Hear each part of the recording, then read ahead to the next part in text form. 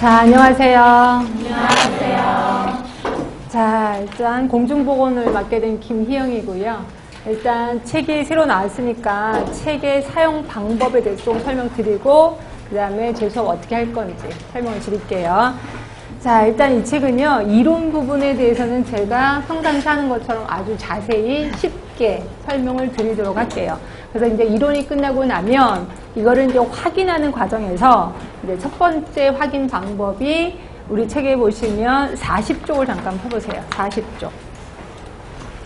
자, 40쪽에 보시면 이제 영어로 파이널 테스트라고 보이실 겁니다. 그래서 파이널 테스트로, 그러니까 일명 저는 가로놓기라고 표현을 하고 있어요. 그래서 가로놓기를 통해서 이거는 같이 할 겁니다. 수업하는 도중에 여러분 상태가 좀 안 좋아. 그럼 이제 가로놓기 합시다. 그러면 지금까지 배웠던 거를 가로놓기를 할 거예요. 그런데 가로놓기의 생명은 빈칸이 매력적이라는 거죠. 그러니까 직접 거기다가 답을 쓸 필요도 없어요. 그리고 여러분 편하게 이 답도 뒤에 해석편에 다 있습니다. 그래서 굳이 여기다가 가로 안에다가 답을 쓸 필요 없고요. 해설은 어디 있냐면 뒤쪽에 있을 거예요. 잠깐만 보시면 이쪽에 뒤쪽에 보시면 해설편을 제가 다 뒤로 몰아놨습니다. 보이시죠? 그래서 거기 보고, 그러니까 해설을 절대로 보시면 안 되겠지. 이게 보시다가, 이건 진짜 모르겠다. 그럼 그때서 해설을 보시는 거지. 어쩌면 보시고 뒤에 보고 하는 게 왔다 갔다 하면 절대로 안 된다. 하시면 되고요. 그렇게 해서 수업 시간 내내 가로놓기를 통해서 제가 한번 확인을 해드릴 겁니다. 그리고, 그다음에 이제 집에 여러분 가실 거예요. 이제 집에 가셔서, 그 다음에 하시는 게 이제 46쪽에 보시면 기출문제가 있을 거예요. 46쪽에. 그래서 이제 이론을 복습하시면서 기출문제를 풀어 나가시는 거죠.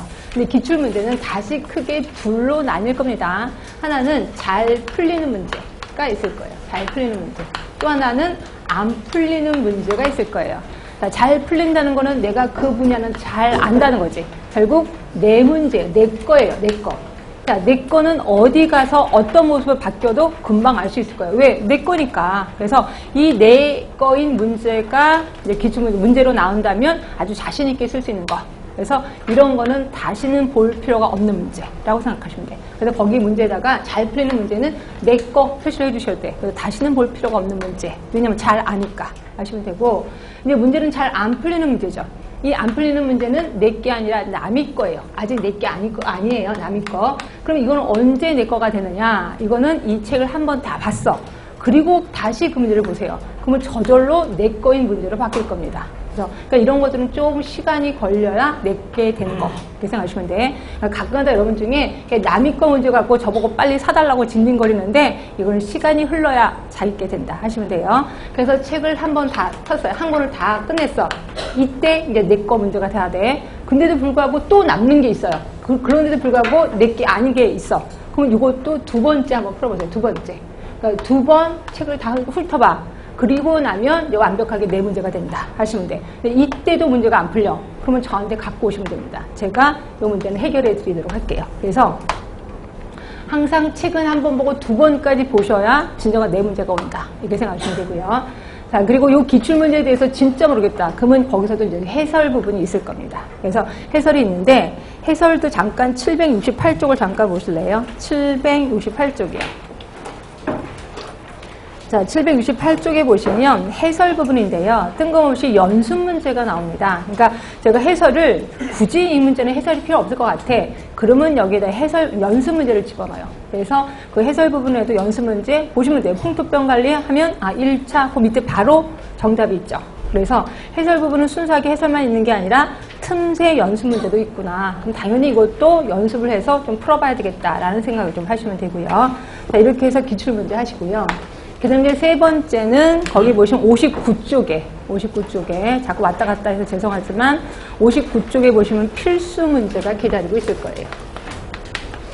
자, 필수 문제 같은 경우는요, 기출 문제를 연습하는 문제도 있지만 기출은 안 됐지만 기출할 것 같은 느낌, 중요한 문제들을 모아놨어요. 그러니까 이 필수 문제도 같이 공부를 하셔야 되고 이거 역시 잘 풀리는 문제, 안 풀리는 문제로 구분돼서 각기 연습을 하셨으면 좋겠어요. 하여튼 여기 두 개는 여러분이 집에 가셔서 할 거. 그래서 집에 가셔서 일주일 이내에 할 것이라고 생각하시면 되고요. 그러고 나서 일주일 후에 이제 여러분이 다시 이 자리에 오셨을 때는 제가 쪽지 시험지를 또 갖고 올 겁니다. 자, 쪽지 시험은 평상시에도 우리가 했었던 것처럼 맨날 굉장히 쉬운 거라고 제가 얘기했어요. 요번에도 진짜 신경 써서 아주 쉽고 기본적인 문제만 제가 갖고 왔어요. 그래서 이걸 한 20문제 정도 갖고 오니까 이거를 여러분들이 오셔서, 그러니까 오늘은 첫날이라서 제가 쪽지 시험을 안 갖고 왔고요. 다음 주부터는 쪽지 시험이 있으니까 그거 풀어보시고 그 다음에 그거에 대해서 정답은 제가 3번째 시간에 처음 부분에서 정답을 가르쳐드리고 이때 문제 풀이도 해드릴게요. 자, 이렇게 해서 이제 석 달이 지나갈 겁니다. 그럼 석 달이 지나가고 이걸 끝이냐? 아니에요. 5번째.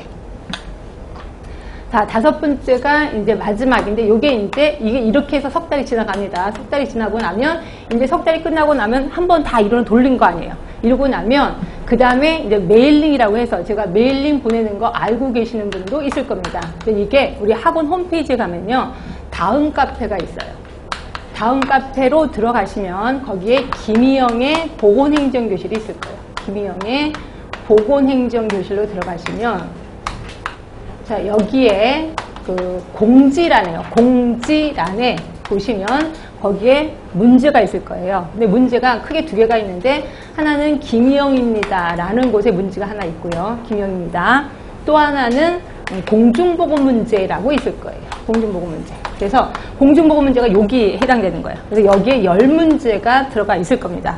그래서 그 10문제에 대해서 정답을 해서 거기에 보면 김희영 선생님이라고 이렇게 위에 그 제목 위에 보시면 빨간색으로 김희영 선생님이라고 써 있을 거예요. 거기 클릭을 하시면 제 개인 메일로 오거든요. 그래서 그 개인 메일에 이 10문제에 대해서 정답을 써서 보내주시는 거예요. 그러면 제가 그걸 보고 이제 대답을 안 해서 제가 분명히 10문제를 보냈는데 답이 없어. 그럼 이거는 다 맞았다는 겁니다. 다 맞으면 일단 다 맞으면 일주일 뒤에, 그러니까 매주 일요일 새로운 문제를 보내드릴 거고요. 그죠? 근데 제가 틀렸다고 몇 번 틀렸습니다. 2번 틀렸습니다. 3번 틀렸습니다. 라고 답변을 드릴 거예요. 결국 답변이 왔다는 거는 틀렸구나 생각하시면 돼. 답변이 없다고는 다 맞은 거다 이렇게 생각하시면 되고요. 그래서 몇 번 틀렸습니다. 라고 이렇게 보내면 여러분이 그거에 대해서 정답을 다시 한번 보내주시는 거예요. 그래서 한 번 보내고 제가 답변 드리고 또 한 번, 근데 또 틀렸어. 또 한 번 보내고 또 답변 드리고. 그죠? 근데 또 틀렸어. 그럼 또 3번 보내고 그 다음에 답변 드리면서 이때 삼진 아웃이기 때문에 제가 삼진 아웃입니다 라고 표현을 할 거예요. 그리고 나면 그러면 영원히 문제 못 푸나요? 그러진 않아요. 일주일 동안 그러니까 일주일만 제가 문제를 안 보내드려요. 그죠? 근데 그동안 일주일 동안 문제를 안 보내는데 그 다음에 이제 답변 안 하는 게 아니라 여러분들은 계속해서 정답을 맞춰주셔야 돼요. 정답이 다 맞고 나면 그때서 새로운 문제를 보내드린다. 그 대신 새로운 문제를 일주일 뒤에 보내드리는 거죠. 이렇게 3번 틀렸다. 무슨 소리인지 아셔야 됩니다. 단 요거는 요 이론 석 달이 끝난 다음에 꼭 하셔야 돼. 한 달밖에 안 됐는데 메일링 보내서 맨날 틀으시면 절대로 안 되고요. 그 다음에 메일링의 함정은 뭐냐면 굉장히 쉬운 문제예요. 그래서 제가 특별히 해설을 안 해드립니다. 해설을 안 해드렸더니 어떤 분은 막 약올르다고 막 화가 나시다고 그러는데 본인이 공부하시면 돼요. 그렇죠? 공부하셔서 충분히 해결이 될 문제이기 때문에 이걸 그렇게 할 거고요. 그래서 5번에 걸쳐서 확인을 해드릴 겁니다. 그렇죠? 그렇게 해서 하시는 게 좋고, 그 다음에 이제 공중보건에 대해서 어떻게 공부하느냐고 자꾸 물어보시는데요. 자, 보건행정 같은 경우는 뭐 어려우니까 요약 노트를 만드는 거 당연한데 공중보건은 솔직히 요약 노트를 만들 필요는 없어요. 왜냐하면 공중보건의 문제들은 대부분 딱 문제가 쫙 있으면 내가 아는 문제다. 그럼 답이 쉽게 나옵니다. 근데 이건 난 잘 모르는 건데 그럼 답이 틀려요. 그렇죠? 결국 내가 알고 있느냐 모르고 있느냐 이거예요. 내가 얼마나 그러니까 내가 깊게 알고 있느냐 얕게 알고 있느냐 이게 문제가 아니라 알고 있다 모른다 이거예요. 결국 알고 있으면 돼. 알고 있으면. 뭐 깊게 들어가 이런 게 전혀 없습니다. 문제 자체가. 그래서 딱 보시면 결국 뭐예요? 많이 아는 사람이 합격을 한다 생각하시면 돼요. 그래서 그게 많이 하는 거를 요약 정리한다면 이게 정말 끝도 없이 많거든요. 그래서 요약 정리할 시간에 외워라 저는 이렇게 얘기를 합니다. 근데 어떤 분은 또 그러세요. 저는 나이가 많아서요 외우는 것도 쉽지 않아요. 이해는 좀 되는데 암기가 좀 딸려요. 순 거짓말인 건 아시죠? 저도 학교 졸업하고 10년 뒤서부터 공부를 하기 시작했는데요. 저는 이해도 안 되던데요. 딱 읽어보면 한 줄 읽는 사이에 두 번째 줄 들어가면 첫 번째 줄에 뭘 읽었는지 기억도 안 나. 그래서 아예 이해도 안 되더라고요. 이해력도 안 되고 암기도 안 되고 그래서 제가 승부를 건 게 암기력입니다. 그래서 암기력은 나이랑 상관없는 게 뭐냐면 순수하게 훈련이라고 생각하시면 돼요. 그래서 지금부터 암기 훈련을 하시면 되는 겁니다. 그럼 암기 훈련을 어떻게 하면 돼? 딱 보고요. 5분 뒤에 그걸 다시 생각하세요. 5분 뒤에. 그리고 1시간 뒤에 또 생각을 하시는 거야. 그게 암기 훈련이에요. 그러니까 결국 이거 보고 그 다음에 쉬는 시간에 그냥 시적거리고 눕는 게 아니라 공부하고 머릿속에 또 생각을 하는 거. 화장실 가면서 뭘 배웠는지 생각을 좀 하시면 돼요. 또 집에 가면서 오늘 뭘 배웠는지 생각을 좀 하시면 돼요. 이게 암기력 훈련 하시면 되고요. 그게 1년 정도 후에 들어가면 어떤 현상이 일어나냐면 딱 글씨가 있는데 글씨를 읽기도 전에 암기가 됩니다. 그러니까 그 글자 형태가 암기가 된다. 이렇게 생각하시면 돼요. 그래서 암기력으로 소부를 봐야 되는 게 공중보건이다 하시면 되고요. 그리고 요약정리 같은 거는 굳이 안 하셔도 저는 될 것 같아요. 계속 암기만 하면 된다 하시면 되고요. 아셨죠? 그래서 이 정도까지 하시면 이제 문제 풀 때도 제가 있는 대로 없는 대로 여러 가지 문제를 좀 다 문제를 긁어다가 여러분들 갖다 드릴 겁니다. 그러니까 여러분이 암기만 하시면 된다 하시면 되고요. 이해되셨나요? 예, 그럼 이제부터 수업 들어갈 겁니다. 자, 일단 첫 번째 건강, 우리 공중보건에서는요, 건강에 대해서 정의를 다시 하게 돼요. 그래서 건강의 정의 부분 볼 거고요. 그 다음에 이제 도대체 공중보건학이란 뭔지, 공중보건학의 개념에 대해서 한번 훑어갈 거고요. 그 다음에 이제 역사 얘기가 빠질 수가 없죠. 그래서 역사 얘기가 들어갈 거고, 그 다음에 이 중에서 역사도 외국의 역사 들어가고, 우리나라, 한국의 역사도 들어갈 겁니다. 그리고 한국의 과거 역사뿐이 아니라 지금 현재의 우리 어떤 조류가 있을 거예요. 그렇죠? 그래서 1차 보건 의료라는 것도 있고 건강 증진이라는 것도 있습니다. 이거 되게 중요한 개념이거든요. 그래서 얘네들에 대해서 이제 오늘 수업을 할까 합니다. 자, 그래서 이제 책에 들으시면 책의 이제 1쪽에 보시면 건강과 질병 들어갈게요. 항상 건강의 정의 중에서 단골 문제가 WHO의 정의죠. 이 기출 문제로 굉장히 많이 나온 겁니다. 1948년에 건강이란 단순히 질병이 없거나 허약하지 않은 상태만을 뜻하는 것이 아니라 여기까지는 슬쩍 지나가세요. 그다음에 외우실 거. 자, 3개입니다. 신체적, 정신적, 사회적 안녕이 완전한 상태에 놓이는 거 외웁시다. 신체, 정신, 사회. 3개예요. 이 중에 신체적 안녕 뭔지 거기 써놨습니다. 여러분이 집에 가셔서 보시면 되고요. 정신적 안녕, 이런 걸 정신적 안녕이라고 하는구나 넘어가시면 돼. 자, 기출문제로 나왔던 게 사회적 안녕이죠. 그치? 자, 사회적 안녕은 사람이 나름대로 역할이 있을 거예요. 여러분 같으면 학생으로서의 역할이 지금 있습니다. 그럼 학생으로서의 역할은 공부를 열심히 하면 되는 거죠. 이렇게 공부를 열심히 하면 사회적인 안녕 상태예요. 물론 이 자리에 앉아있는데 엉덩이도 아프고 짜증도 나고 졸리기도 해요. 그래도 여기 앉아있잖아요. 그러면 사회적으로 안녕한 거다 이렇게 생각하시면 되고요. 하여튼 이 3개의 안녕을 WHO는 제시하고 있다. 자, 그런데 98년에 한때 영적인 안녕을 집어넣은 적이 있었어요. 영적인 안녕과 역동성의 개념을 추가한 적이 있었습니다. 역동성? 그럼 위에서 말한 그거는 뭐예요? 정적인 개념이지. 움직이지 않는 동적, 그러니까 역동성 하니까 동적인 거고. 그럼 위에서 말하는 신체, 정신, 사회적 안녕은 정적인 개념이구나. 이렇게 생각하시면 돼.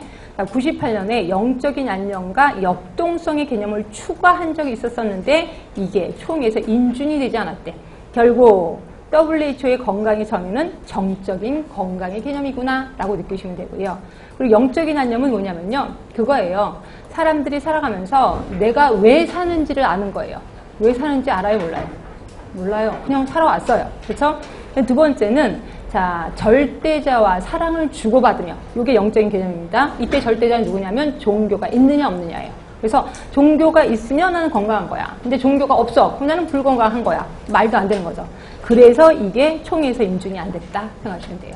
여기서 기억하실 거는 영적인 개념, 영적인 안녕의 개념을 외우라는 건 아니고 영적인 안녕이 들어갔다가 안 들어갔구나. 그리고 역동적인 개념이 추가하려고 했다가 안 들어갔구나.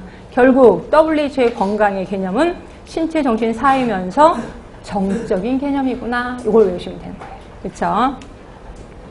자, 그 다음에 이제 학자들은 도대체 건강의 정의를 뭐라고 정의하고 있느냐. 특히 이제 버나드라는 사람. 이거 요번에 기출된 건 아시죠? 요번에 기출됐습니다. 자, 버나드 하면 B예요, B. 그러니까 제가 글씨 갖고 외워라 이렇게 표현했을 거예요. 자, B, 이거 별로 안 이쁘죠? 또, 이거 별로 안 이쁘죠? B가 균형을 받아야 돼요. 이게 제일 이쁘죠? 그래서, 자, 버나드는 뭐라고 했냐면, 외부 환경의 변동에 대해서 내부 환경의 항상성이 유지되면, 그렇죠? 그러니까 외부 환경이 바뀌었을 때 내부 환경이 발빠르게 움직여. 그럼 나는 건강한 거예요. 하여튼 버나드는 항상성에 대해서 얘기를 했고요. 그 다음에 이제 던이라는 사람이 좀 중요한데, 던은 뭐라고 표현했냐면요.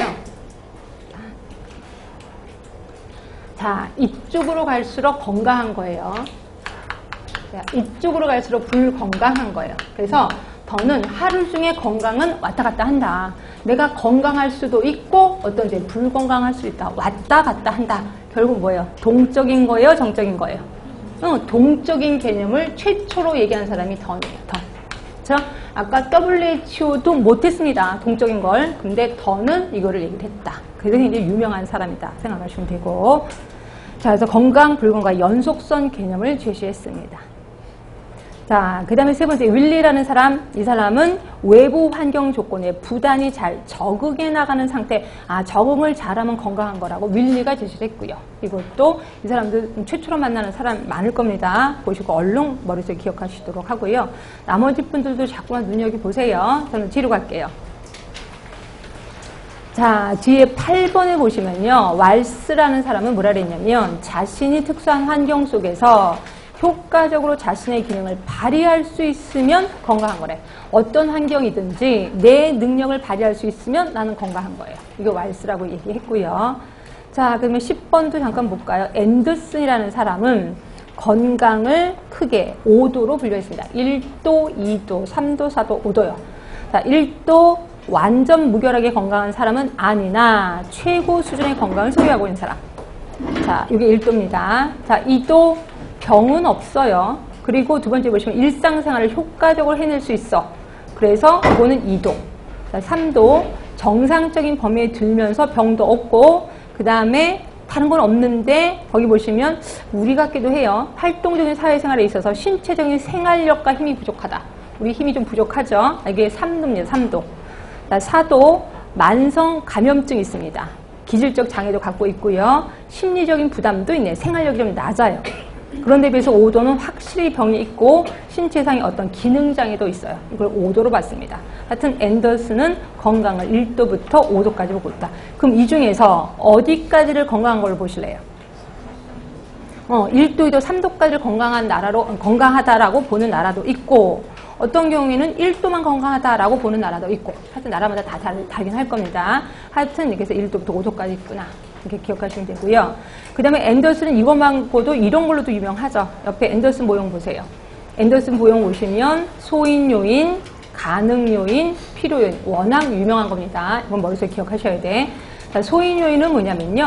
소인 한마디로 소양이에요. 소양. 이 사람이 원래부터 갖고 있었던 걸 우리 소인 이렇게 얘기를 해. 그러니까 결국 질병 발생 이전부터 존재하는 거예요.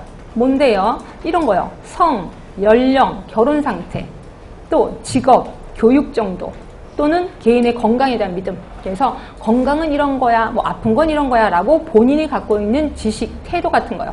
이런 것들을 우리 소인 요인 이렇게 얘기합니다. 또는 성향 요인 이렇게도 표현해요. 그렇죠? 자, 그다음 이제 가능 요인입니다. 자, 가능 요인은 뭐냐면요. 개인의 의료 이용을 가능하게 하는 거야. 그러면 그게 뭔데? 가능하게 하는 거. 크게 두 가지가 있습니다. 자, 하나는 자원이 있어요. 자원. 그래서 자원은 다시 두 가지로 가족 자원, 지역사회 자원이 있습니다. 자, 자원, 내 집에 돈이 있어. 내가 뭐 체육관 연간 회비가 굉장히 몇 천만 원 되는 그런 그런 체육관을 끊을 수 있는 돈이 있어. 이게 이제 가능하게 해주는 거잖아요. 이게 가능 요인. 그 다음에 이제 지역사회 자원에는 의료자원. 우리 동네에 체육관이 있는데 무료로 사용할 수 있는 체육관이 있어. 그럼 나는 지역사회 자원을 갖고 있는 거죠. 하여튼 요 자원을 우리 가능하게 한다 해서 가능 요인 이렇게 표현합니다. 그렇죠? 자, 그 다음 필요 요인이요. 자, 필요 요인은 뭐냐면 그거예요. 환자가 느끼는 피로, 원투입니다. 의학적인 의사가 이거 고쳐야 됩니다. 이거 치료해야 됩니다. 라고 느끼는 거 need. 그래서 요 두 개를 묶어서 필요 요인 이렇게 표현합니다. 이건 앤더슨 모형이야. 이거 외우셔야 돼. 소인 요인, 가능 요인, 필요 요인. 그럼 요 세 개 중에서 내가 병원에 갈 만한 가장 큰 영향을 미치는 거. 병원에 가는데 가장 큰 영향을 미치는 건 무슨 요인일까요? 당연히 필요 요인이죠. 내가 아프니까 병원에 가게끔 된다. 이렇게 생각하시면 되고요. 하여튼 앤더슨은 1도, 2도, 3도, 5도부터 소인, 가능, 필요. 그리고 앞자만 따서 소가 필요 이렇게 해도 되겠죠. 소가 필요해. 소가 필요. 이렇게 해서 외우시면 돼. 그 다음에 켈슨 콥이라는 사람도 되게 유명합니다. 자, 이 사람의 건강행위. 자, 켈슨은요. 크게 사람의 행위를 세 개로 나눠놨어. 하나는 아픔의 행태, 또 하나는 환자 치료 행태. 또 세 번째는 예방 보건 행태. 그래서 크게 세 개로 나눠놨고요. 자, 아픔 행태는 아픈 거죠. 그렇지?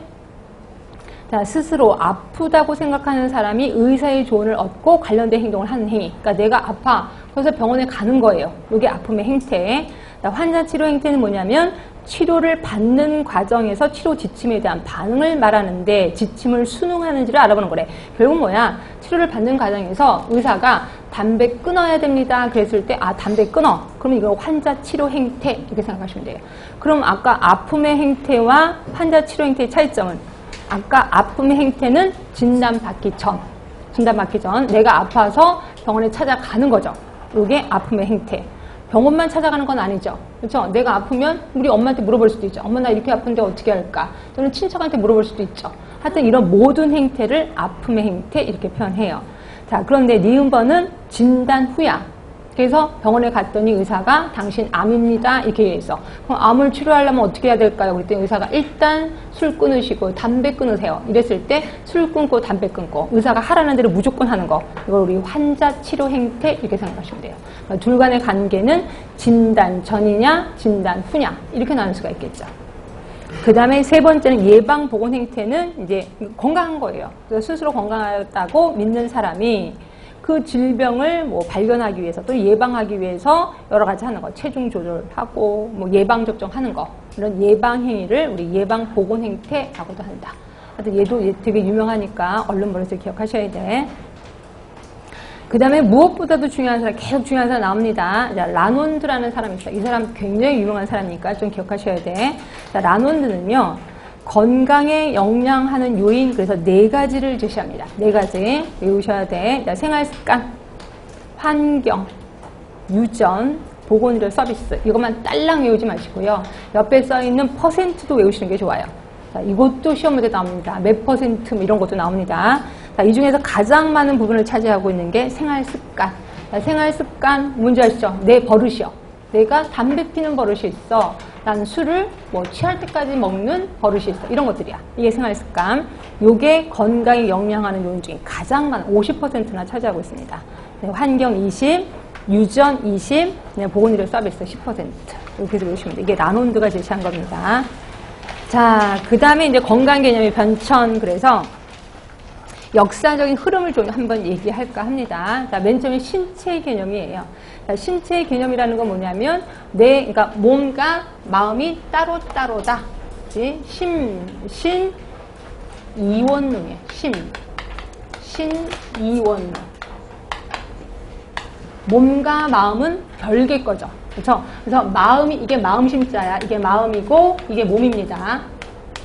자, 마음이 아픈 거하고 몸이 아픈 건 별개예요. 근데 몸이 아픈 거는 이거는 의사가 치료해줘요. 사람이 치료하는 거야. 근데 마음이 아픈 거는 의사가 치료 못해. 이거는 하늘에 계시는 신, 하느님만이 알아서 하는 거다. 그래서 마음이 아픈 거는 우리 인간의 하는 일이 아니다라고 딱 찐 거예요. 그래서 이거를 우리 신체 개념 이렇게 얘기를 한 거예요. 그렇죠?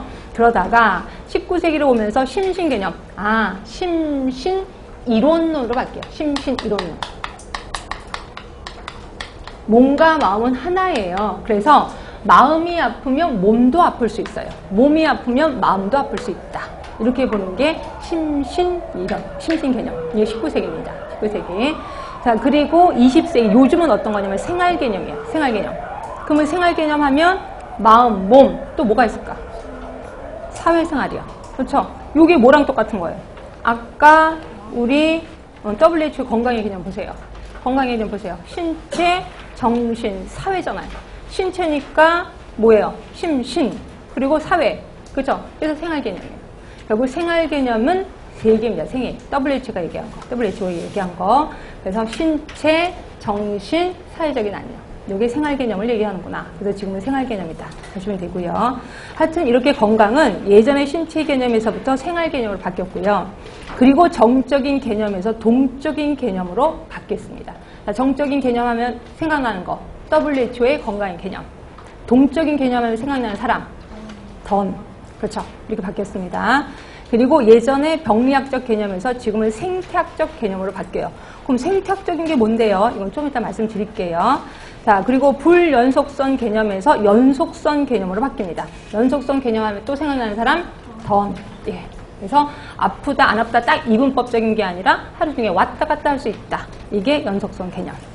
그리고 운명론적 사고예요. 내가 아픈 거 그냥 운명이에요. 내가 나쁜 짓 많이 해서 벌 받은 거예요. 개인 책임이야. 나 지금은 사회적 책임이다. 그래서 건강권이라는 말이 나중에 또 배우실 겁니다. 하여튼 건강의 개념은 이런 식으로 바뀌었다. 이런 거는 상식하시는 겁니다. 제발 이런 걸 외운다라기보다. 근데 외울 만한 거는 병리학적, 생태학적 이런 걸 외우셔야 되겠죠.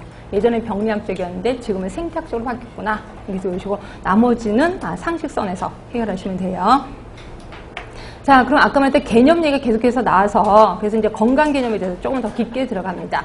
자, 크게 생의학적, 그 다음에 드디어 생태학적 개념 나옵니다. 모델, 그리고 사회생태학, 그 다음에 사회문화적 총체적 모델. 그래서 모두 5개의 개념에 대해서 얘기할까 해요. 아주 간단하게 제시했습니다. 자, 일단 생의학적 모델이요. 생의학적 모델 하면 정신과 유체를 분리하는, 아까 뭐 있었어? 심신, 이원론이었죠. 이원론에서부터 출발을 하는 거예요. 그래서 육체를 기계나 부품처럼 생각해요. 그래서 결국 내가 병이 났다는 거는 기계가 고장난 거예요. 내가 고장난 거예요. 그래서 의사가 이제 그냥 기계를 고쳐주는 거죠. 이렇게 보는 거를 우리 생의학적 모델 이렇게 생각하시면 돼요. 그럼 위에서 말한 병리학적 개념이랑 똑같은 거죠.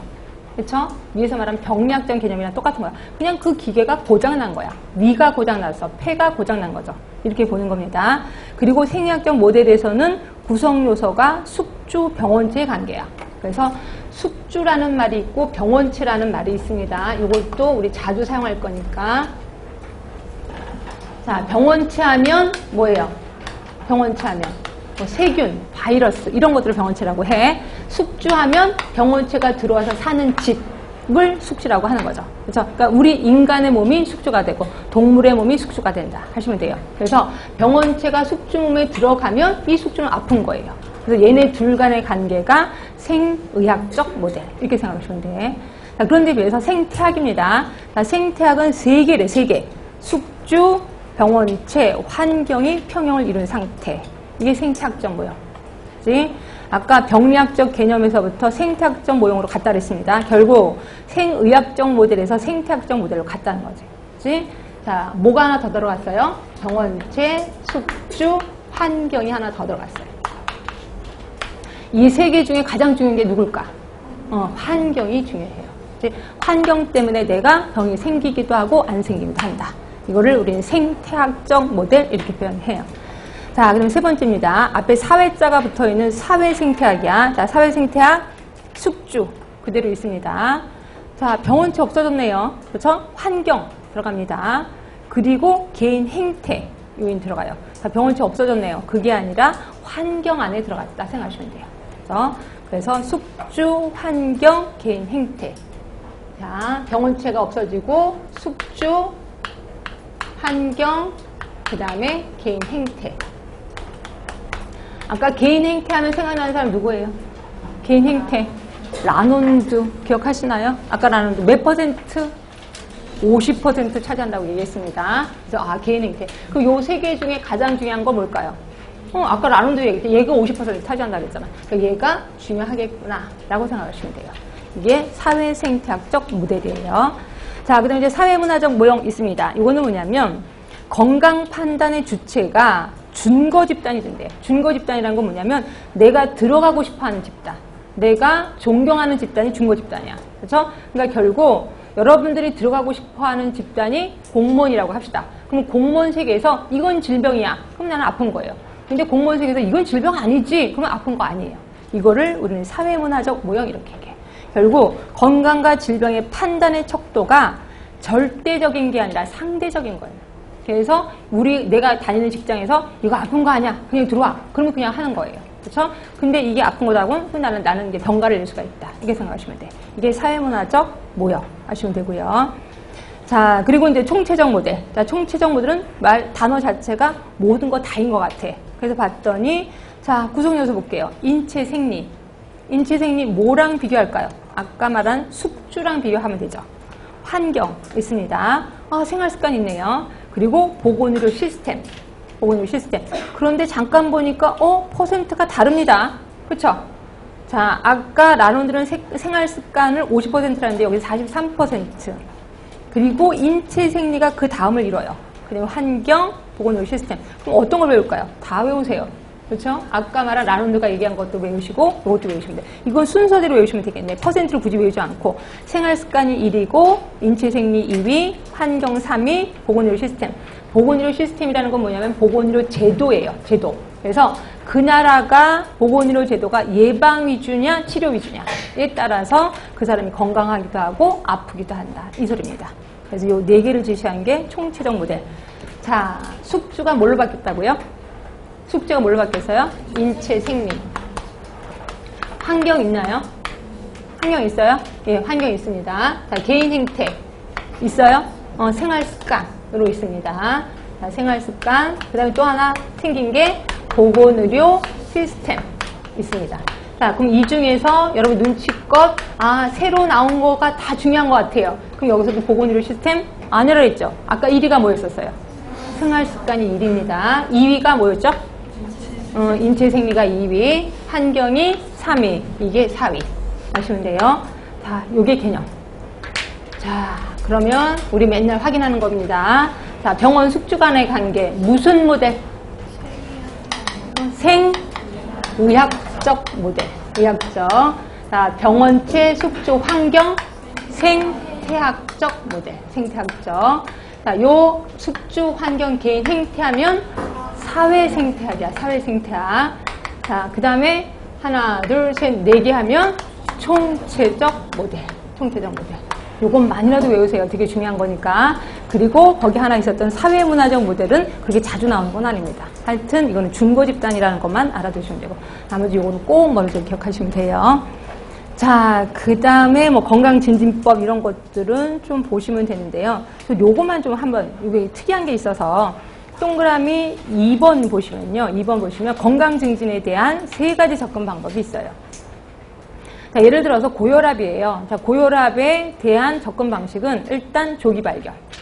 그리고 환경적 수단으로는 이제 식품의 지방, 염분을 감소시키는 것. 그리고 행동적 수단에는 과체중과 염분에 대한 인식, 그리고 저지방, 저염분 식사. 뭐 이렇게 해서 건강 증진에 대해서 대부분 3가지 접근을 하는 게 좋겠다라고 하는 것도 있어요. 그러니까 이론도 있습니다. 그래서 예를 들어서 또 한 번 또 보시면 치아 상실 좀 보세요. 치아 상실. 예방적 수단으로는 충치 치료, 치석 제거. 환경적 수단으로는 음료수 소독. 그래서 음료수에다가 불소를 집어넣는 거죠. 그렇지? 그리고 행동적 수단에는 이 닦기 권장, 뭐 과당식, 뭐 회피 이런 것들이 있다. 그래서 대부분 요 3가지로 접근을 해 들어간다. 이런 것도 그냥 상식선에서 보시면 될 것 같고요. 자, 그러면 체크 포인트에서 보시면 그래서 이제 보건복지부에서는 국민건강생활규칙 8가지 원칙을 제시하고 있고요. 그 밑에 보시면 국민건강생활지침 그래서 10가지를 제시하기도 합니다. 이렇게 해서 자꾸 국민의 건강을 증진시키기 위해서 계속 이런 것들을 좀 제시하고 있어요. 뭐 이런 것도 시험 문제 나왔나요? 나왔으니까 제가 썼겠죠. 그래서 첫 번째 게 나왔어요. 8가지 원칙. 요게 기출문제로 나왔었습니다. 그 8개를 외워야 되나요? 아이, 설마 이걸 어떻게 외워요? 외우지 마시고요. 이게 보시고, 이런 게 있구나, 라고 보시면 되는데, 일단, 청결을 생활화합시다. 당연한 거 아니에요? 자, 두 번째, 음식은 싱겁게 먹으래요. 아실 겁니다. 골고루 먹으래요. 가볍게 골고루 먹으라는 소리는 뭐야? 조금만 먹으라는 거야. 조금만. 그쵸? 그리고 예방접촉과 건강진단은 때맞춰 받읍시다. 이런 얘기도 있고요. 가음하지 마라. 뭐 담배 피지 마라. 이런 게 있고. 규칙적으로 운동해라. 6번째, 일하며 보람찾고 즐거운 마음으로 살아갑시다. 뭐, 다 좋은 말만 다 들어가 있습니다. 아껴 쓰고 적게 버려 건강한 환경을 만듭시다. 이게 이제 국민건강생활 규칙 8가지. 그리고 그 밑에 보시면 10가지 지침도 있어요. 그래서 보시면 뭐 정상 체중 유지해라. 그 다음에 지방질은, 이런 거 외웁시다. 숫자니까. 지방질은 총 에너지의 20%만 섭취를 하래요. 지방은 20%입니다. 자, 우유 매일 마시재요. 그리고 술, 담배, 카페인, 음료를 절제하자. 그리고 단백질은 충분히 섭취하자. 이렇게 되어 있습니다. 하여튼 이런 것도 가변만을 보고 제발 이건 외우지 마세요. 외우지도 않을 거예요. 외워지지도 않을 거고. 그래서 이런 게 있구나 라고 넘어가시면 돼요. 자, 이렇게 해서 건강에 대해서 훌쩍 한번 훑어봤고요. 그 다음에 이제 질병에 대해서 한번 볼까 해요. 자, 질병은 의학 사전에서는 뭐 이런 것들을 얘기하는 거고, 자, 질병의 발생설에 대해서는 공부를 하는 게 좋아. 질병은 왜 생겼는지. 그래서 역사적인 변천이 크게 6가지로 나눠놨어요. 자, 일단 정령설 시대. 자, 정령설 시대는 신벌설, 신이 벌을 주는 거죠. 그렇죠? 내가 나쁜 짓을 많이 해서 내가 벌을 받은 거야. 그래서 나쁜 악령이 내 몸에 들어왔다 생각하시면 돼요. 근데 이거 요즘도 있죠. 그래서 제가 감기 걸려서 엄마 나 감기 걸려서 그럼 엄마가 뭐라 그래요? 그치? 엄마 뭐라 그래요? 그거 잘 됐다. 내 말 안 듣더니 이렇게 얘기를 하잖아요. 우리 엄마만 그러나? 여러분 안 그래요? 하여튼 그럽니다. 그러니까 벌 받아서 그렇다고 그러잖아요. 이게 전부 다 정령설 시대. 그 다음에 두 번째가 점성설 시대, 이거는 이제 우주설 시대. 그래서 별똥별이죠. 그래서 우리 집에 할머니가 아프시면 할머니 돌아가실까요? 근데 별똥별이 뚝 떨어져서 돌아가실 것 같습니다. 그러면 진짜 돌아가십니다. 하여튼 이게 점성설 시대. 지금도 있죠. 여러분들 혹시 아세요? 뭐 나는 뭐 처녀별 자리, 뭐 나는 무슨 무슨 물고기 자리 이렇게 얘기를 하잖아요. 이게 전부 다 정선설 시대에서 나온 거다 생각하시면 되고요. 그다음에 장기설 시대는 나중에도 이제 배우시긴 할 건데, 장기설 하면 더러운 공기, 오염된 공기예요. 그래서 오염된 공기가 내 몸에 들어가면 병이 생긴다라고 본 거죠. 이게 장기설 시대. 자, 그다음 네 번째는 접촉 감염설 시대. 그래서 이거는 환자와 접촉을 하면 병이 생기는 거예요. 이게 접촉 감염설 시대. 그다음에 미생물 병리설 시대, 드디어 세균설 시대. 그러니까 세균이 내 몸에 들어가면 병이 생기는 거죠. 그렇죠? 그리고 탈미생물 시대, 이거는 뭐야? 미생물이 없어. 다시 말해서 세균이 없어도 병이 생기더라. 세균이 없어도 병이 생기는 거 뭐가 있어요? 고혈압, 당뇨 이런 것들은 균이 없어도 생기는 거잖아요. 그래서 역사적인 흐름이 이렇게 되는구나. 당연히 외워두셔야 되겠지. 그렇죠? 그러면 이걸 외우기 힘들어. 그럼 이렇게 순서를 맞출 수는 있어야 돼. 순서 맞출 수 있어야 돼. 정령설서부터 지금은 탈미생물 시대까지 오는구나. 그 다음에 이제 옆에 가시면 굉장히 또 유명한 리벨 클락이라는 사람이 있어요. 이 사람은 뭐라 그랬냐면 예방을 얘기하고 있어요. 예방. 그래서 아까 말한 대로 이렇게 질병이 있으면 그 각 단계마다 예방을 해야 된다라고 주장을 하고 있습니다. 자, 일단 맨 처음에 그 칸을 보시면 질병의 과정이 있어요. 이때 질병의 과정을 일명 자연사 이렇게 표현합니다. 자연사. 자, 자연사라는 건 뭐냐면요. 병에 걸렸을 때 내가 병원에 가서 치료받는 게 아니라 그냥 내버려뒀을 때 얘가 어떻게 흘러가는지 이거를 우리 자연사 이렇게 표현해요. 그래서 자, 질병의 자연사는 크게 5단계입니다. 일단 병인, 숙주, 우리 다 병인이라는 건 뭐냐면 병원체를 얘기합니다. 병원체, 숙주, 환경이 평형을 이루어 상호작용. 그럼 이거는 하나도 안 아픈 상태예요. 그래서 이거를 우리 비병원성기 이렇게 표현해요. 자, 드디어 병원체가 자극을 형성해. 그러니까 병원체가 지금 움직이기 시작하는 거예요. 그러니까 병원체가 약간 우세해진 거야. 이거를 우리 초기 병원성기 이렇게 표현해. 자, 아직 숙주는 이걸 몰라요. 병원체가 지금 막 활동하는 걸 몰라요. 근데 드디어 숙주가 알아요. 숙주한테도 반응이 나타나요. 이걸 우리 불연성 감염기 이렇게 표현합니다. 자, 그리고 숙주가 엄청 아파. 그거를 우리 질병기, 현성질환기 이렇게 표현합니다. 그리고 나서 회복을 하는 거죠. 재활기. 그래서 질병의 자연사는 이렇게 흘러간다 하시면 되고요. 그거에 대한 뜻을 그 바로 밑에 칸에 써놨으니까 보시면 돼. 여기서 외우실 거는 처음엔 비병원성기, 그 다음에 초기 병원성기, 불연성 감염기, 현성 감염기, 재활기. 그래서 5단계 외우시면 되고요. 그 다음에 이거를 또 어려운 말로 이렇게도 표현하네요. 무병기, 병이 없다. 그리고 병의 전이다, 전병기. 그리고 잠복기, 이걸 증병기. 또는 진짜 지금 아픈 시기 진병기, 또는 병을 다 앓고 났다 정병기, 이렇게도 하는구나 하시면 돼요. 이건 좀 옛날 말이긴 합니다. 자, 그럼 이거에 따라서 예비적 조치 어떻게 하느냐? 한마디로 건강 증진이죠. 그래서 건강 증진을 위한 적당한 운동, 적극적 예방 활동 들어가는 거고, 두 번째 이제 초기 병원성기는 예방 접종 등의 소극적인 예방 활동이야. 아까는 적극적인 예방 활동이야. 그런데 두 번째 단계는 소극적 예방 활동. 그래서 예방접종 하는 거예요. 그 병이 무서워서 예방접종 맞아 소극적인 거죠. 그 다음에 불연성 감염기에는 조기 발견, 조기 치료. 왜냐면 검사실에서 가면 검사 수치가 뜨거든요. 불연성 감염기 때는. 그렇죠? 내가 비록 증상은 없는데 검사실에서 검사 결과가 이상하게 나와요. 그래서 이걸 조기 발견, 조기 치료. 그 다음에 내가 와라와라 아픈 현성기에는 악화 방지를 위한 치료를 하는 거죠. 그리고 이제 회복일 때는 재활을 한다 하시면 되고. 자, 그래서 거기 아까 말한 적극적인 예방활동과 소극적인 예방활동을 묶어서 1차 예방 이렇게 표현해요. 그리고 조기 발견, 악화 방지를 위한 치료를 묶어서 2차 예방. 그리고 나머지 세 번째를 3차 예방 이렇게 표현한다. 그리고 대부분 적용 범위가 1차가 세상에 75%까지 갑니다. 2차 20에서 25, 3차는 5%구나 기억하시면 되고요. 자, 여기서 리벨 클락이 제시한 거 외울 거 첫 번째 줄 외우세요. 비병원성기, 초기병원성기 외우시고요.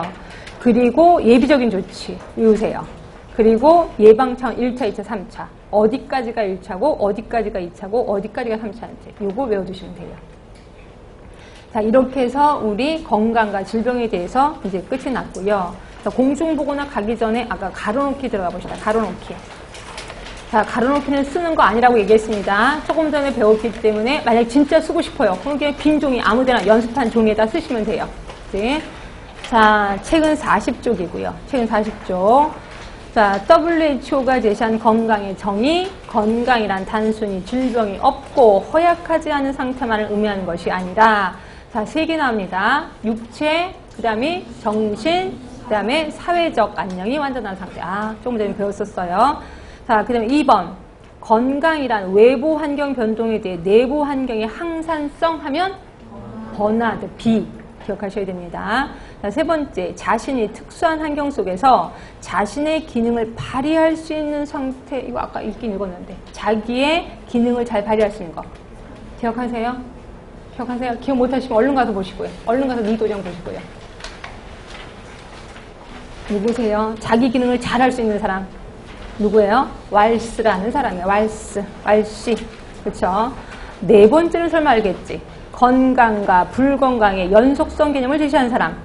던입니다. 던 하면서 동적인 개념이 나오기 시작했고 연속적인 개념이 나오기 시작했다. 자, 유기체가 외부 환경 조건에 부단히 잘 적응해 나가는 상태. 이게 누구였냐면 누구였죠? 그럼 기억나세요? 누구세요? 얼른. 윌리라는 사람이에요. 윌리. 그렇죠? 결국 우리는 W로 시작하는 사람 모릅니다. 그치? 지금 W로 시작하는 사람 다 틀렸습니다. 3번도 틀렸고 5번도 틀렸어. 얼른 머릿속에 기억하시고요. 그 다음에 이건 또 아시겠지? 자, 건강의 모형입니다. 생의학적 모형 하면 누구와 누구의 관계? 숙주, 병원체 간의 관계. 병원체를 다른 말로 뭐라 그랬죠? 병인이라고도 했습니다. 자, 생태학적 하면 숙주, 병원체, 환경 간의 관계. 옳지. 자, 사회생태학입니다. 숙주, 환경, 그 다음에 개인 행태 간의 관계. 이 중에서 제일 중요한 거 개인 행태. 자, 사회문화적 모형입니다. 사회문화적 모형은 제가 거기다 좀 가로하고 싶었는데 참았습니다. 준거집단입니다. 준거집단. 자, 총체적 모형하면 뭐부터 할까요? 자, 맨 처음에 숙주에 관련된 거 인체생리. 그 다음에 환경 있었나요? 있었습니다. 개인 행태에 관련된 거 생활습관. 그 다음에 또 하나가 보건의료 시스템. 이 4개였었습니다.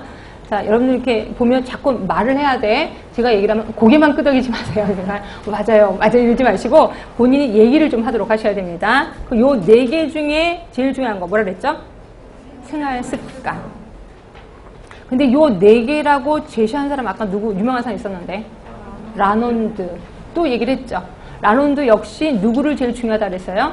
생활습관을 중요하다고 얘기를 했습니다. 그렇죠? 그런데 우리 총체적 모델은 요거 순서도 정할 수 있지요. 1위가 생활습관, 2위가 인체생리, 3위가 환경, 4위가 보건의료 시스템. 그럼 라논드는요? 라논드는 어떻게 했죠? 일단 생활습관 1위, 그 다음이 인체생리, 환경을 똑같이 봤죠. 20%. 그리고 보건의료 시스템을 10%를 제일 낮게 봤습니다. 이렇게 해서 이렇게도 외우고 저렇게도 외우고 어떤 게 문제가 나올지 모르니까 그렇게 하시면 되고요.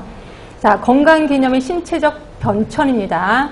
19세기 이전에는 신체 개념, 심신이원론. 19세기에는 심신 개념. 그래서 심신이론론. 20세기에는 생활 개념. 그래서 신체, 마음, 또 하나가 사회적 안녕. 이렇게 봤습니다. 자, 공중보건의 정의를 들어가셔서, 우리 공중보건의 정의는 아직 안 했죠? 그래서 여기까지가 건강의 정의 보시면 되고요. 다시 가셔서, 책은 18쪽입니다. 공중보건의 개념으로 들어갈게요. 자, 공중보건의 정의하면 제일 먼저 기억하는 사람 윈슬로우. 당연히 기억하셔야 돼. 아까 건강의 정의하면 생각나는 거 WHO의 건강의 정의 생각나는 것처럼 공중보건의 정의하면 윈슬로우 기억하시면 됩니다. 자, 조직적인 지역사회 노력을 통해서 자, 질병 예방하고 수명 연장하고 신체적 정신적 효율을 증진시키는 기술이자 과학이다라고 얘기를 했어요. 우리가 알고 있는 뭐는 하나 없지? 사회적 이런 건 없네요. 여기는 신체 정신적 효율이라고 얘기하고 있어요. 그리고 이런 것들은 조직적인 지역사회 노력을 통해서래요. 그러면서 그 밑에 보시면 체크포인트 보시면 조직적인 지역사회 노력은 어떤 건데 라고 나와 있습니다. 자, 1번 환경 개선한대요. 2번 전염병 관리하겠대요. 세 번째 교육 들어가겠대네요. 자, 네 번째 그러기 위해서 의료 간호봉사를 조직하겠대요. 네, 다섯 번째 보시면 옆으로 쭉 가시면 사회제도도 개선하겠대요. 시험 문제 나왔었습니다. 어떻게 해서든지 외우셔야 돼. 일단 환경, 아까 맨날 환경 중요하다고 그랬잖아요. 또 전염병, 교육, 그 다음에 조직화야. 근데 뭐에 조직하냐면 의료, 간호봉사의 조직화, 그리고 사회제도의 개선. 어떻게 해서든지 외우셔야 돼. 하여튼 이게 윈슬로우 겁니다. 자, 그럼 이런 사람만, 윈슬로우만 공중보건학을 제공했나요? 아니에요. 자, 그 밑에 보시면 디스레일 보세요. 디스레일은 공중보건이란 인간의 행복과 국력의 기본이다. 공중보건에 관한 관심은 정치가로서의 제일 중요한 임무다라고 얘기했어요. 그래서 유명한 겁니다. 그러니까 정치가라면 반드시 공중보건에 대해서 생각을 해라 라고 한 게 디스레일이야. 그래서 유명한 사람이고요. 자, WHO 25차 회의에서 제시한 공중보건의 정의 한번 볼게요. 지역사회 노력을 통해서 질병을 예방하고 생명을 연장하고 건강과 인간의 능률의 증진을 꾀하는 과학이다. 뭐랑 비슷한 것 같아? 아까 윈슬로우 거랑 비슷하네요. 결국 윈슬로우가 얘기한 거를 WHO가 이거를 제시를 그러니까 그대로 받아들인 거예요. 몇 차 때? 25차 때. 이것도 유치하게 시험 문제 나왔습니다. 그래서 25차 회의 때 공중보건의 지금의 정의가 이루어진 거예요. 이것도 기억하시고요. 자, 그럼 이러한 공중보건을 사업하려면 뭘 갖고 사업을 하느냐? 그래서 공중보건 사업의 3요소가 나와요. 앤더슨 또 나오네. 우리 앤더슨 벌써 세 번째죠. 앤더슨 아까 뭐에서 배웠죠? 1도, 2도, 3도, 4도, 5도. 또 하나. 앤더슨 모형. 그래서 소인요인, 가능요인, 소가 필요요인. 그렇죠? 여기서 또 나오네. 그러니까 앤더슨 굉장히 유명한 사람인 것 같아요. 얼굴 궁금하지 않으세요? 네? 하여튼 이게 앤더슨입니다. 자, 앤더슨은 보건교육. 그러니까 사업을 하려면 세 개를 꼭 해야 된대. 보건교육, 보건행정, 보건법규. 세 개 외우셔야 돼. 그런데 교육은 조장행정이에요. 조장행정. 가장 중요한 구성 요소래요. 그러니까 뭔가를 조장한다고 생각하시면 돼. 이게 교육. 그리고 이거를 효율적인 사업이라고도 합니다. 그 옆에다 아예 쓰세요. 효율적인 사업. 제가 이제 계속해서 효율적이다, 효과적이다 이런 말을 할 겁니다. 이거는 아예 지금 이해를 하세요. 효율적인 게 있고 효과라는 말이 있어요. 이건 우리 공중보건 하면 이건 당연히 알아두셔야 되는 단어들입니다. 자, 효과라는 건 뭐냐면요. 어떤 사업의 목적이 있잖아요. 그 목적의 달성을 했어. 목적 달성을 했다면 이거는 효과적이었다 이렇게 표현합니다. 목적이 달성을 했어. 효과적이야. 목적 달성 못했어. 효과적이지 못하다 이렇게 표현해요. 그렇죠? 그런데 비해서 효율은 두 가지를 봅니다. 두 가지. 두 가지가 뭐냐면 투입분의 산출이에요. 결국 효율적이어야 한다면 투입은 작아야 되겠죠. 그리고 산출은 왕창. 결국 돈을 조금 투입해서 효과가 결과 좋았다. 그럼 효율적이다 이렇게 보는 거예요. 그래서 항상 제가 효율적이다 하면 투입분의 산출 기억하시면 돼. 효과적이다 하면 목적. 이게 도달됐다 안 됐다 이것만 보시면 돼요. 이렇게 해서 하면 보건교육은 효율적인 사업이에요. 왜? 돈을 조금만 투입해도 결과가 왕창 나오거든요. 그래서 조장행정이면서 효율적인 사업이 보건교육이다. 그런데 비해서 보건행정은 봉사입니다. 봉사행정. 법규는 법대로 해야 되잖아. 그래서 통제행정이다. 이렇게 표현합니다. 하여튼 이렇게 세 개를 제시한 사람이 앤더슨이에요. 자, 그러면 이러한 공중보건의 사업이 과거에도 똑같았었느냐? 그래서 이제 공중보건 4단계에 대해서 아스톤이라는 사람이 제시합니다. 자, 이것도 역사적인 흐름이 있네요. 공중보건 사업이. 자, 1차 단계 산업보건 대도시기. 2차 개인위생 중점시기, 3차 치료의학 전성기, 4차 신공중보건 단계. 이것도 기출문제 나왔었습니다. 그래서 기억하셔야 돼. 산업보건 대두 시기는 도시화로 인해서 보건 문제의 대처. 그러니까 도시화로 많은 사람들이 그 병에 시달리는 거지. 그래서 이것 때문에 보건이라는 단어가, 그러니까 산업보건이라는 단어가 나오게 되고요. 그래서 이제 개인위생 중점 시기는 개인 중심의 개인위생, 개인 중심의 예방접종이 중요한 시기. 그러니까 아까 산업보건은 어떤 집단에 대해서 신경을 쓴 거야. 그러다가 그 다음 시대 단계는 개인에게 포커스를 줍니다.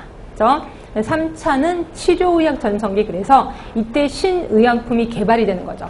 신의약품이 개발되니까 치료 위주의 이제 사업이 되게 되는 거고, 그다음에 4차 단계는 다시 공중보건 단계로 들어가. 그래서 이걸 신공중보건 단계 이렇게 생각하시면 돼요. 결국 보건, 공중보건이라는 단어가 그러니까 보건이라는 말이 들어가면 무조건 집단을 위주로 뭔가를 했다라고 생각하시면 돼요. 다시 한번 여기서 또 특징적인 단어, 개인이라는 게 단어가 있고요. 보건이라는 단어가 있어요. 특히 보건도 공중보건이라는 단어라고 생각하시면 돼요. 그래서 개인은 그냥 개인이고요. 공중보건하면 집단으로 뭔가 사업을 하는 거야. 집단으로 사업을 하긴 하되 위에서 강제적으로 하는 사업을 공중보건 사업 이렇게 표현합니다. 그러면 이거 말고도 또 다른 단어 나중에 또 가르쳐 드리긴 할게요. 하여튼 공중보건이라는 단어가 나오면 집단으로 뭔가 사업을 하는 거야. 근데 이때 국가에서 명령을 내려서 그거대로 사업을 하는 거. 그럼 우리 공중보건 이렇게 생각하시면 되고요. 하여튼 요게 이제 그래서 지금은 신공중보건 단계다. 이렇게 생각하시면 돼.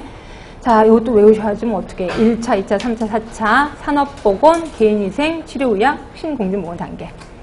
자, 그래서 이제 공중보건 사업에는 그럼 도대체 어떤 것들이 있느냐? 이것도 그냥 간단히 볼게요. 환경 들어갑니다. 그리고 보건관리. 그래서 보건관리에는 학교보건, 그리고 모자보건, 그 다음에 정신보건, 뭐 성인병 관리. 아, 이런 것들이 들어가는구나. 결국 이거에 관해서 지식이 있어야 되겠구나. 그리고 공중보건에서도 이런 거 다 배우나요? 다 배울 거예요. 뒤에 보시면 다 있습니다. 학교보건도 있고 다 있을 겁니다. 그 다음에 질병관리, 그래서 역학. 요 다음 장에 있을 거고요. 전염병, 기생충 다 들어가요. 성인병 관리. 아, 이런 것들이 공중보건 사업의 내용이구나. 다 배우실 겁니다. 자, 근데 이제 공중보건과 유사한 용어들도 있어요. 이런 것들도 시험 문제에 나오던데. 일단 사회의학. 자, 사회의학이라는 거는 인구 집단의 건강을 추구하는 학문. 사회자잖아. 그러니까 사회니까 인구 집단. 그러니까 예방의학 하면 이거는 질병 예방에 드는 거죠. 질병 예방에 역점을 두는 거. 건설의학은 뭔가를 건설하는 거잖아요. 그래서 현재 건강 상태를 최고도로 증진시키는 데 영점을 두는 아주 적극적인 건강관리 방법을 건설의학 이렇게 얘기를 해. 아, 아까 적극적인 게 있고 소극적인 거 있었던 거 기억하시나요? 어디서 배우셨죠? 리벨 클락에서 배웠잖아요. 이 중에서 적극적인 거를 건설의학이라고 하는구나. 건설의학은 굉장히 적극적인 거 이렇게 해서 기억하시면 돼요. 자, 그 다음에 뒤로 가시면 이제 공중보건과 의학을 좀 구분해 봤습니다. 이런 거는 외운다기보다는 이렇게 감을 좀 잡으시라고 얘기를 하고 있어요. 자, 의학은 연구 대상이 개인이에요. 그러나 공중보건은 지역 주민이다. 아까 집단으로 뭔가 한다 그랬잖아요. 그래서 지역 주민이 연구 대상이고요. 자, 진단 방법을 보면 의학에서는 개인을 갖고 임상 진단하잖아. 그래서 검사해보고 무슨 뭐가 수치가 떴습니다. 뭐가 수치가 내려갔네요. 이렇게 얘기를 하는데 비해서 자, 공중보건에서는 통계에 의해서 진단을 합니다. 그래서 보건 통계에 대해서도 이제 배우실 거고요. 질병관리 보시면 대부분 보건교육 들어가네요. 그러나 의학은 투약, 수술을 한다 하시면 되고. 자, 연구 목표 보세요. 자, 의학 쪽에 보시면 병인의 생물학적 요인. 그러나 연구 목표에서는 환경 요인이에요. 계속해서 환경 중요하다고 얘기를 하고 있잖아요. 아, 이런 거구나 하시면 되고. 그래서 이제 의학의 분류를 봤더니 치료의학. 우리가 알고 있는 병원에 가면 치료해 주잖아요. 이게 치료의학. 그런데 옆으로 쭉 가시니까 아, 소극적 의학이래요. 아주 소극적인 거래요. 그럼 치료의학보다 조금 적극적인 게 뭔데? 아니, 조금 적극적인 게 예방의학. 예방자가 들어가니까 재활의학 있고, 아, 여기도 건설의학이 있습니다. 사회의학, 지역사회의학. 그래서 아, 이렇게 의학의 분류가 있어요. 저는 여기서 이걸 외우라는 건 절대로 아니고요. 자, 1번부터 6번까지 여러분이 얘기해 주세요. 공중보건 쪽에 관련된 의학은 뭘까요? 공중보건과 관련된 의학. 재활의학. 또? 응? 얘기해보세요. 또? 건설의학. 그렇죠? 또? 사회의학. 또 하나. 지역사회의학. 예, 이 중에서 재활의학은 살짝 빠지고요. 진정한 공중보건 쪽 하면 건설의학, 사회의학, 지역사회의학. 요게 우리 쪽이랑 관련이 있어요. 결국 의사들도 공중보건 쪽에 좀 신경을 쓴다는 거예요. 그래서 예전에는 치료의학에서 점점 이쪽으로 가는 거죠. 건설의학, 사회의학, 지역사회의학으로 간다 하시면 되고요. 시험 문제 자주 나옵니다. 그래서 다음 중 의학 중에서 공중보건과 관련된 의학은 뭐냐? 뭐 이런 식으로 나와요. 그러니까 건설의학, 사회의학, 지역사회의학이 우리랑 관련이 있다 하시면 되고요. 자, 아까 제가 얘기한 것처럼 공중보건의 진단 방법은 통계라고 했습니다. 보건 통계. 그래서 수치에 대해서 들어갈 거예요. 옆에 갔더니 공중보건 수준의 평가, 그래서 수치가 쫙 나옵니다. 이제부터 왜 이렇게 엄청 많겠구나 라고 느끼시면 돼요. 자, 일단 여기까지 하고 좀만 쉬었다가 마저 하도록 할게요.